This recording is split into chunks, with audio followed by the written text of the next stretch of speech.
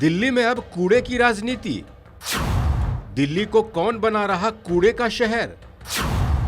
केजरीवाल ने किस पर फोड़ा ठीकरा? दिल्ली देश की राजधानी है और केवल दिल्ली वासी नहीं, पूरे देश के लोग चाहते हैं कि दिल्ली एक खूबसूरत शहर हो, सुंदर शहर हो। दिल्ली वासी चाहते हैं कि सुंदर होगा तो उनको अच्छा लगेगा, वो अच्छे वातावरण में जी पाएंगे। देशवासी चाहते हैं कि बाहर से कोई भी आए तो उन्हें लगना चाहिए कि एक अच्छे देश की अच्छी राजधानी में गए हैं।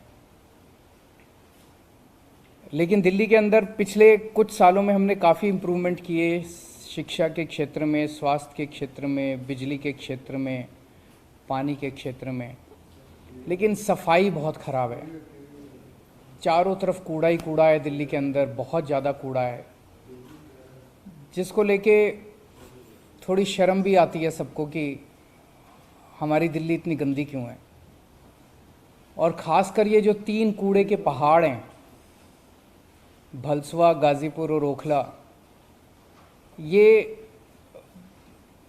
केवल शर्म का कारण नहीं, लेकिन आसपास जितनी आबादी रहती है उसके लिए तो बिल्कुल नरक की ज़िंदगी है। एक एक पहाड़ के आसपास कई कई किलोमीटर तक इन कूड़े के पहाड़ों की बदबू पहुंचती है। चारों तरफ मच्छर मक्खी हैं। इन पहाड़ों पे जब तब आग लग जाती है, उसका धुआं चारों तरफ फैलता है। अगर आसपास के लोगों से पूछें तो एक तरह से उनकी ज़िंदगी जो है वो नरक बन चुकी है।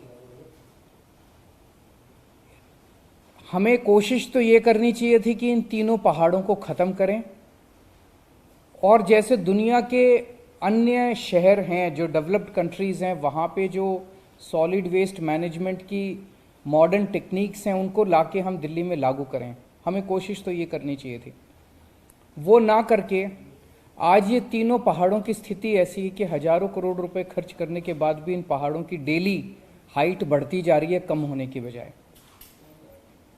और अब ये सुनने में आ रहा है कि इन 3 पहाड़ों के अलावा ये लोग 16 और जगहों पे नए कूड़े के पहाड़ बनाने का प्लान कर रहे हैं। आप कल्पना कर सकते हो, अगर 16 कूड़े के पहाड़ पूरी दिल्ली में जगह जगह कोने कोने में बन गए तो लगभग सारी दिल्ली के लोग 24 घंटे बदबू का शिकार होंगे। 24 घंटे आपके घर में बदबू आएगी। फिर ऑलमोस्ट हर इलाके के अंदर एक कूड़े का पहाड़ होगा, 24 घंटे बदबू आएगी, चारों तरफ 24 घंटे मच्छर मक्खी होंगे पूरी दिल्ली में, चारों तरफ धुआं ही धुआं होगा, और दिल्ली एक तरह से कूड़े के पहाड़ों की राजधानी बन जाएगी।